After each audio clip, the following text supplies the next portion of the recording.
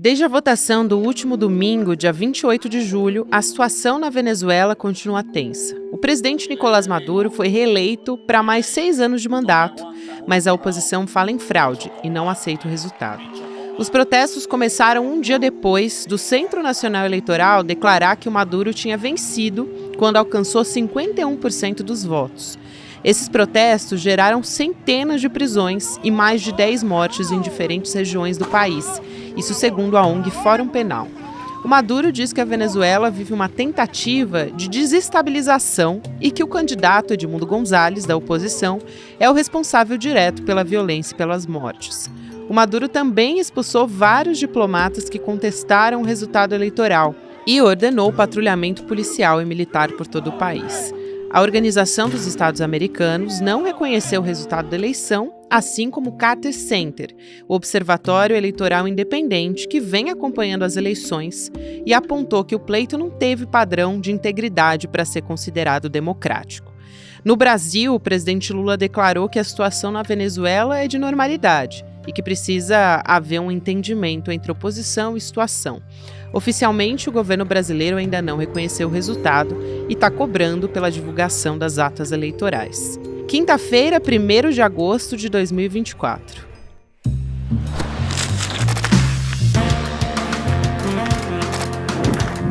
Olá, seja muito bem-vindo, seja muito bem-vinda. Eu sou a Gabriela Varela,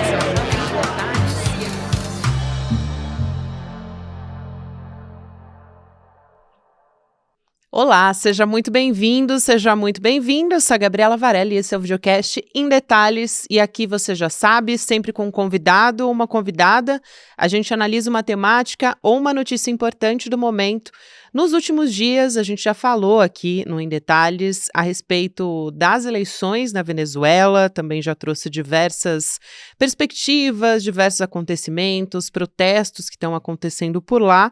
O que a gente tem agora de mais importante e de situação de momento é o Carter Center, que apresentou um posicionamento, divulgou um relatório a respeito das eleições no país. Vou conversar agora com o professor Rafael Araújo, que é professor de História da UERJ, para a gente entender toda essa situação de momento da Venezuela. Professor, obrigada por aceitar nosso convite. Seja muito bem-vindo.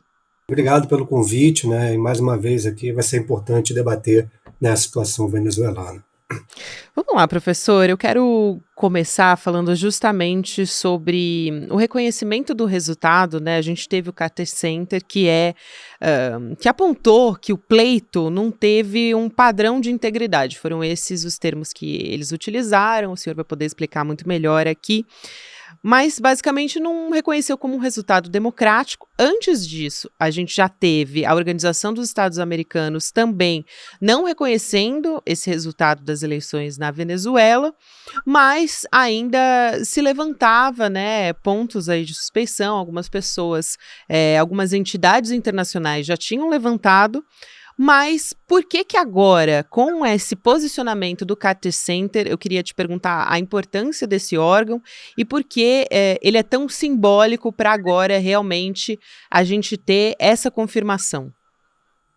Na verdade, Gabriela, o Carter Center foi reivindicado historicamente pelo chavismo, e aí eu me refiro inclusive a diversos processos eleitorais ainda durante a presidência do Hugo Chávez, enquanto um instituto confiável e com respaldo internacional para, de certa forma, legitimar os pleitos eleitorais que ocorreram, os pleitos ocorridos na Venezuela, e para justamente o apoio do Carter Center é importante para mostrar que as eleições foram transparentes, limpas, e nesse momento, de certa forma, diante da presença exígua de observadores internacionais ou de órgãos que pudessem avalizar a eleição, o Carter Center era fundamental para que, de certa forma, o processo eleitoral venezuelano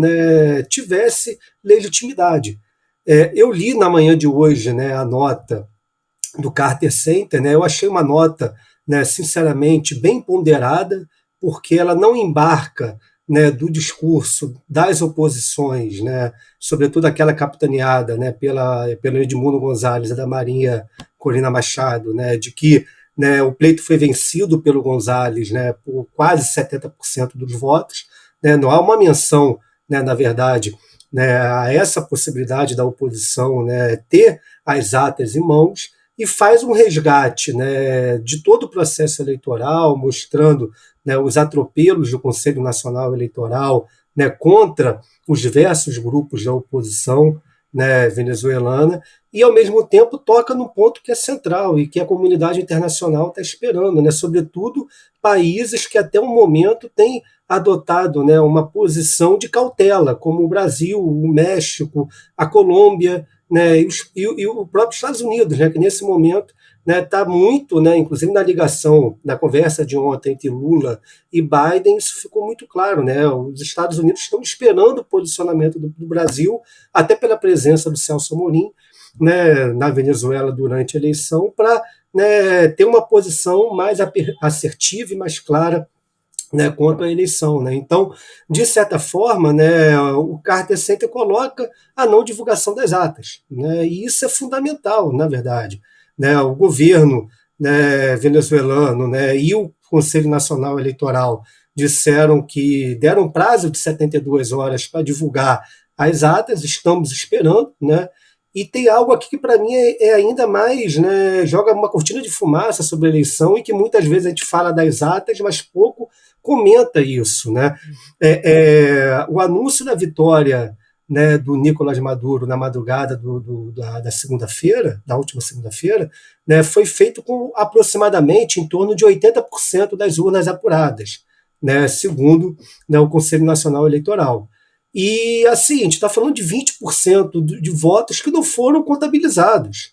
Isso dá em torno de 2,5 milhões de votos, sendo que a diferença nos dados divulgados na última segunda entre Nicolás Maduro e o Edmundo Gonzalez eram de 700 mil votos. Então, assim, eu acho que, para além, né, da importância da divulgação dos atos, das atas, perdão, para se comprovar a transparência, né, do pleito, há algo que ainda, né, joga ainda mais urgência sobre isso, que é a contabilização desses, talvez, 2,5 milhões de eleitores, né, mais ou menos, que não tiveram seus votos contabilizados ou divulgados ainda. Né? Então, assim, não dá para referendar uma vitória eleitoral de um candidato, seja na Venezuela ou no Brasil, né, com apenas 80% de urnas apuradas. Né? Há uma distorção, né, nesse sentido. É fundamental isso que você traz, professor, e esse contexto, né, importante deixar claro aqui que a gente está conversando, eu e o professor, nessa quarta-feira, dia 31, durante a tarde. Então, essas atas, elas podem ainda ser divulgadas a qualquer momento, mas enquanto a gente está conversando, isso não aconteceu e gera uma grande preocupação, inclusive deixa a situação de instabilidade política muito maior. A gente tem protestos nas ruas da Venezuela que são violentos, né, professor? Então, quanto mais tempo se passa sem essa comprovação dessa transparência eleitoral, também gera ainda mais polarização, ainda mais essa situação de instabilidade acaba se prolongando. Eu quero perguntar a respeito disso, professor. O senhor escreveu um artigo muito interessante, eu queria ressaltar aqui, falando sobre essa situação política, né, que o senhor chama de encruzilhada política venezuelana, que é essa tentativa de reconstrução do chavismo e em contraponto a um extremismo da oposição. E a gente, claro, está falando aqui sobre uma situação que é grave agora com o Nicolás Maduro no poder e também uma oposição que é uma oposição de extrema-direita, que é também muito preocupante. Então, me parece que as duas situações agora que o povo venezuelano, né, se depara e com as duas possibilidades de futuro para a Venezuela, ambas são preocupantes. Sim, sim, Gabriela. Eu acho que a Venezuela, como eu coloquei no título do artigo, né, na falta de uma melhor palavra, a Venezuela está numa encruzilhada, né? Porque, na verdade, você fez referência às manifestações de ontem, né? E é importante deixar claro, né, que as manifestações elas vêm ocorrendo, né, e vêm sendo capitaneadas por diversos setores da oposição. Não há um setor apenas da oposição venezuelana, né, que a gente olha muito o quadro e vê o Edmundo Gonzalez e a Maria Corina Machado. Mas há uma pluralidade de grupos de oposição, né, que vão do centro à extrema esquerda. Né? Então, você tem a gente está vendo mobilização de amplos setores, fora as manifestações espontâneas, né, de uma base né, de comunidades. Né? Eu vou dar um exemplo aqui do bairro de Petare, né, que foi um bairro extremamente atrelado e vinculado ao chavismo, e que a gente viu na segunda-feira, no dia de ontem, manifestações espontâneas. Então, tem uma pluralidade. Né? Não são apenas atos convocados pela extrema-direita, né, liderada ali, sobretudo pela Maria Corina Machado, que eu não tenho a menor dúvida, né, que é uma extrema-direita ligada aos velhos grupos que dominavam a Venezuela até a eleição do Chávez. Né? E pensando assim, as oposições, eu vou dar um exemplo aqui, né, que se vincula até ao que a gente conversou ainda há pouco. Né? Você tem grupamentos políticos, né, das esquerdas, ou a plataforma de unidade, né, da Constituição, que reúne, né, ex-chavistas e professores universitários, chamando atos, chamando mobilizações, e com o mesmo argumento que está na nota do Conselho Nacional Eleitoral. Ou seja, revele as atas, coloque tudo claro, permita, né, que haja auditoria com acompanhamento de todos, né, para além de resgatar os atropelos no processo eleitoral. Então, a gente tem que pensar que na Venezuela temos várias oposições, né, que vão da extrema-direita à extrema-esquerda. Eu vou citar um grupo aqui, o Maré Socialista, que é um grupo, né, da esquerda venezuelana que pregou voto nulo. E o documento que eles soltaram na manhã de hoje, né, vai ao encontro da nota do Carter Center.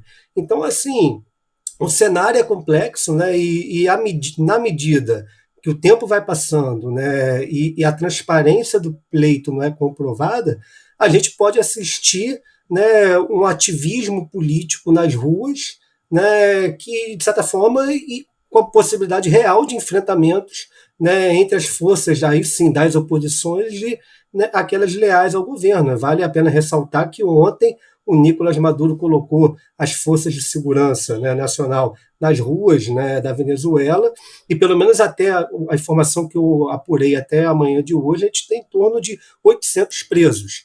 E isso daí é divulgado por uma mídia ligada ao governo ou pouco crítico ao governo. Não estou falando aqui de organizações, né, não governamentais que podem ser questionadas enquanto pseudo-aliadas, né, do fascismo ou da extrema-direita. Não é o caso. Estou falando aqui de órgãos, né, de imprensa que, né, são ali, né, pouco críticos ao governo, para não falar de atrelados, né, nesse sentido. Então, assim, a situação é preocupante. A situação é preocupante. Né? Mas, e ao mesmo tempo, para concluir, Gabriel, essas perguntas suas, né, a gente tem que tomar muito cuidado com o que está sendo, né, divulgado pela chapa, né, do Gonzalez e da Corina Machado. Né? A Corina Machado não está na chapa, mas é o grande cabo eleitoral. Por que eu estou falando isso? Hoje de manhã cedinho, eu entrei em um jornal de oposição da Venezuela e vi a notícia, né, da questão da divulgação das atas eleitorais por um site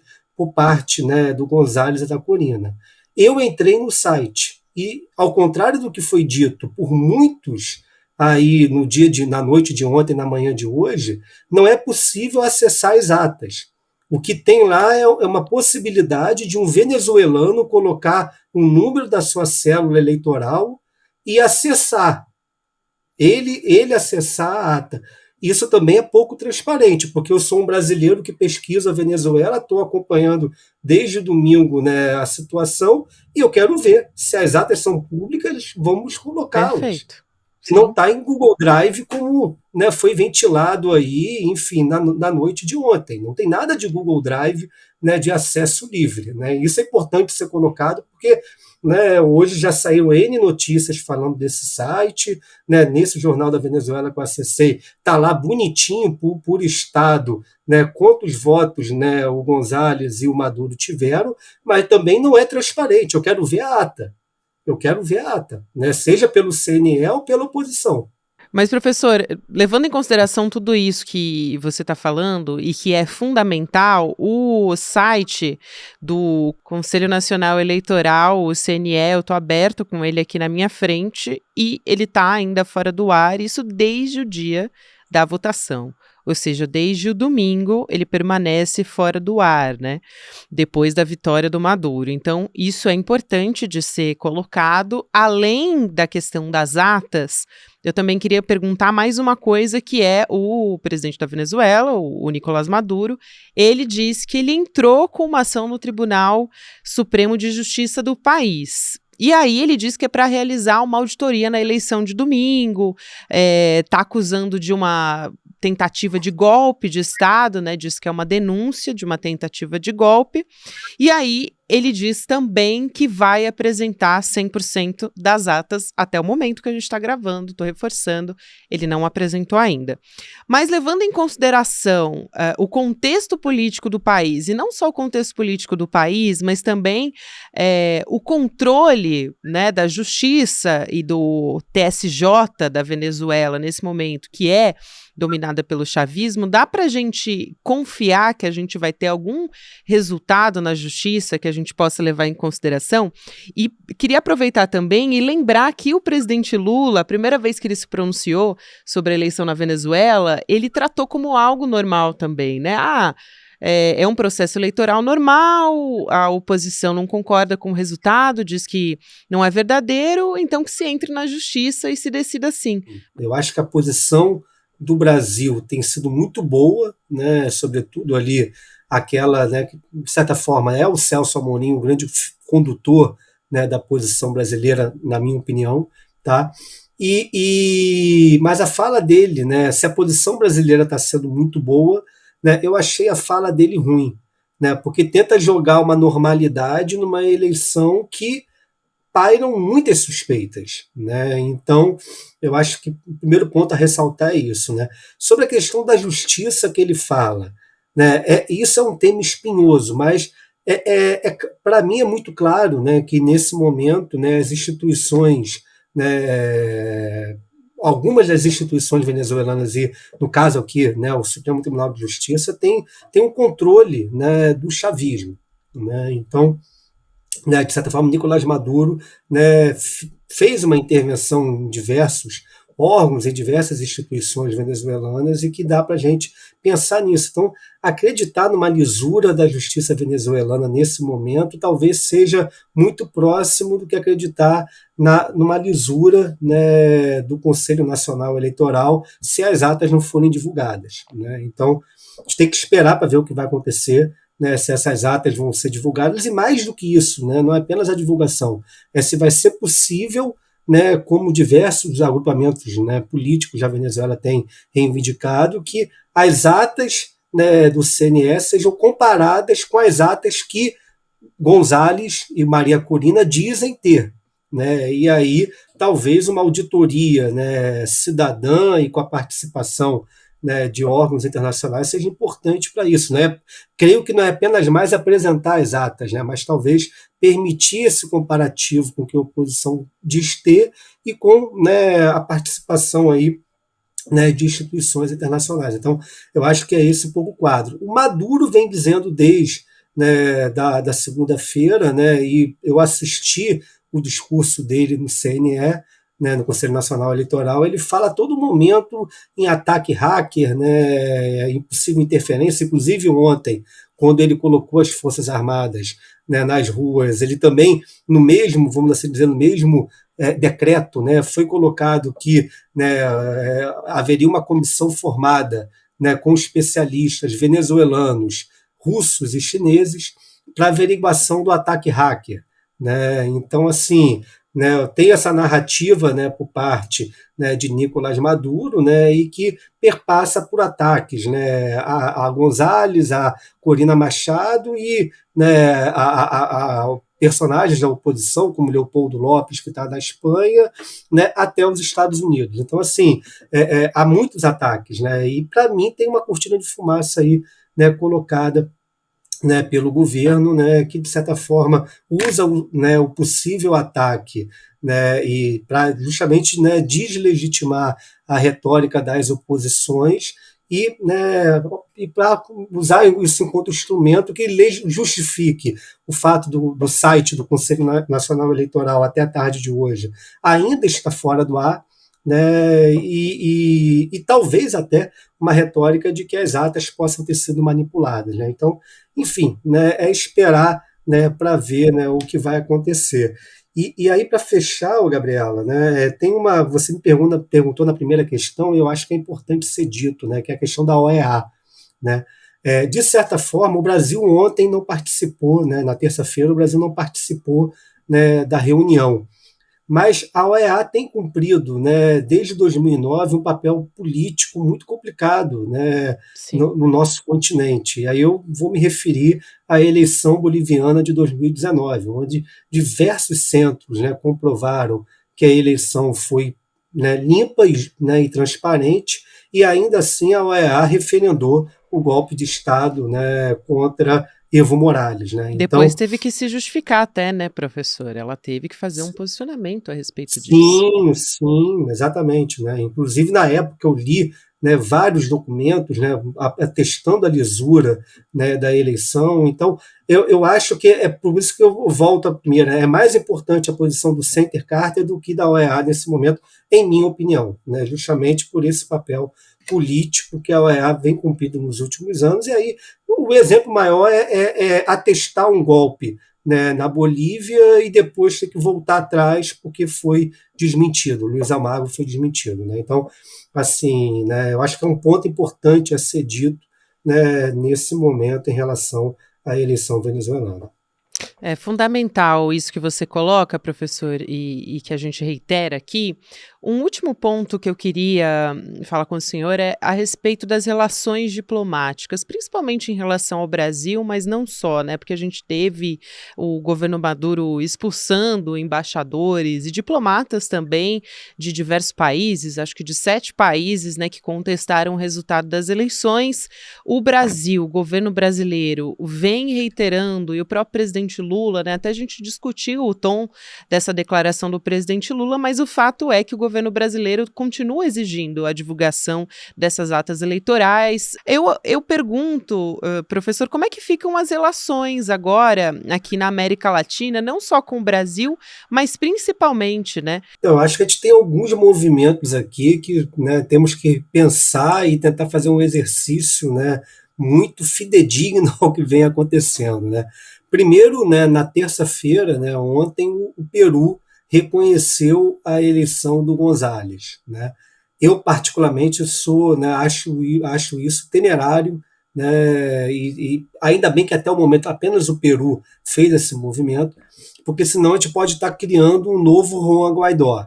Né? E, assim, à luz do que aconteceu, né, na Venezuela pós-2019, a gente sabe no que deu, né, tentar apoiar, né, internacionalmente alguém, né, que, né, não tem nenhum respaldo ainda, né, forte para, né, ser considerado presidente. Né? O Guaidó ruiu a tentativa, né, de golpe, né, de colocá-lo, né, como presidente sem retirar Maduro, né, e naquele momento houve um apoio de vários países sul-americanos, e talvez à luz desse erro, né, apenas o Peru fez até o momento esse movimento. Né.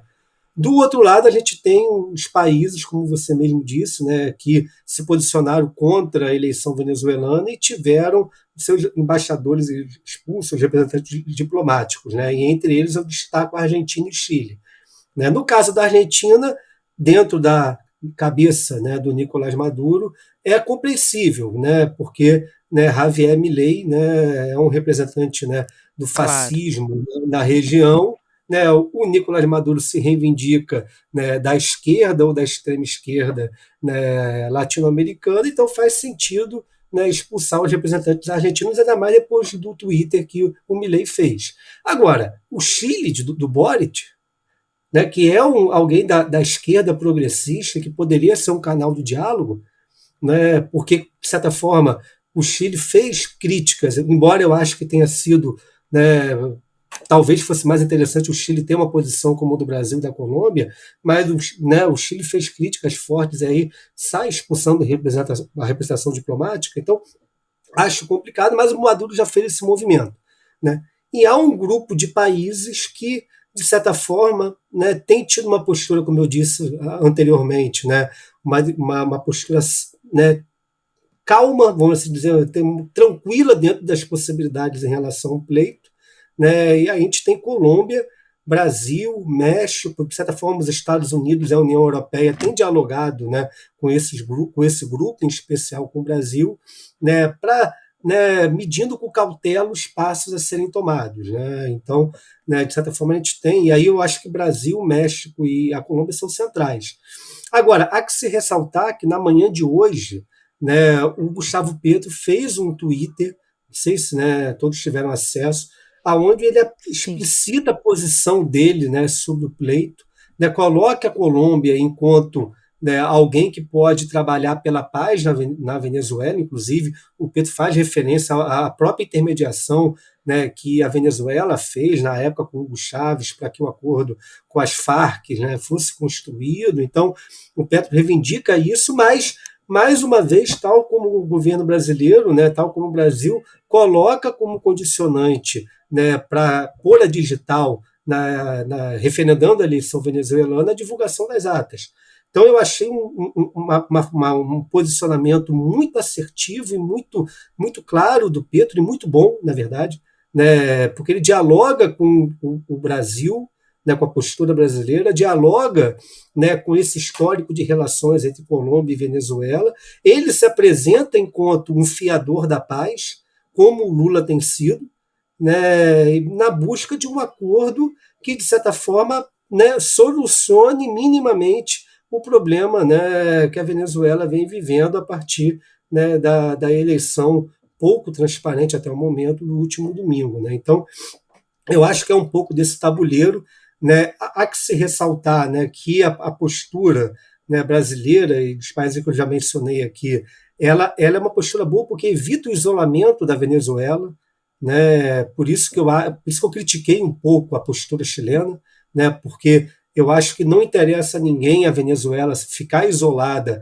na América do Sul, né? E temos que pensar que um isolamento venezuelano, como ocorreu há pouco tempo, quando eu fiz a referência ao Guaidó, a gente pode voltar ao Grupo de Lima, a Venezuela ficou isolada, né? À época, no governo, né, do Jair Bolsonaro, a postura brasileira foi muito ruim em relação à Venezuela, porque o Brasil é o maior país da América do Sul, o Brasil tem que ser fiador, né, de uma liderança regional e de costurar acordos, né, em questões polêmicas como a venezuelana. O Brasil, de certa forma, virou as costas, abandonou, tirou a representação diplomática e aí permitiu que, em política, se você não está presente, você cria vácuo e alguém vai entrar no vácuo. Professor, obrigada. Seja muito bem-vindo sempre. Até uma próxima.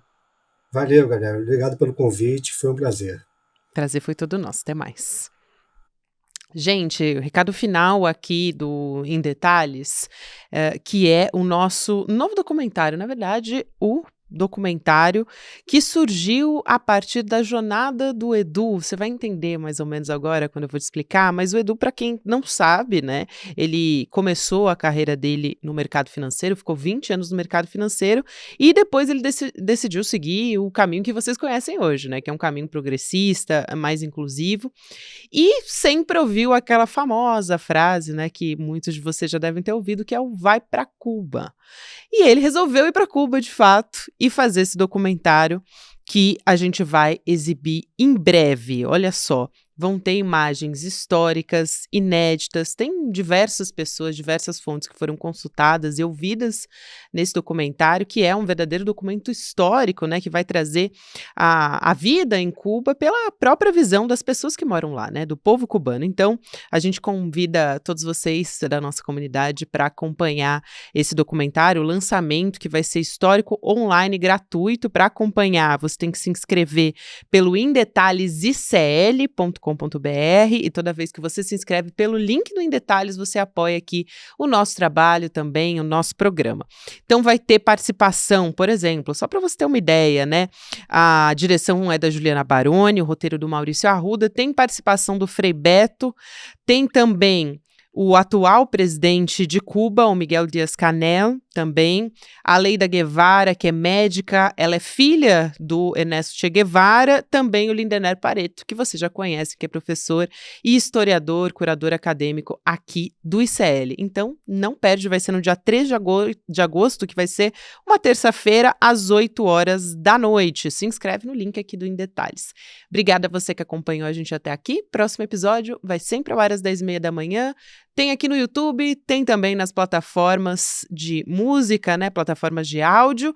E você acompanha a partir de agora, para você que está no YouTube, o Mercado e Investimentos. Depois Rolê ICL, 6 horas da noite, ICL Notícias, segunda edição. Tchau, tchau e até amanhã. Entre a utopia e o inferno. Essa é a situação de um país que desperta tantas paixões. Amado por tantos, odiado por outros. Estamos falando de Cuba. No dia 13 de agosto, uma terça-feira, às 8 horas da noite, o ICL, Instituto Conhecimento Liberta, tem o prazer de lançar o seu primeiro documentário internacional. Uma superprodução. Vai para Cuba, Eduardo! Dos mesmos montadores de Lei da Selva e Tropa de Elite 2, do mesmo roteirista brasileiro que concorreu ao Oscar, um filme que vai ficar marcado para sempre na sua cabeça. Não perde não, é uma exibição única. Chame seus amigos e amigas para assistir também. Dia 13 de agosto a gente está junto.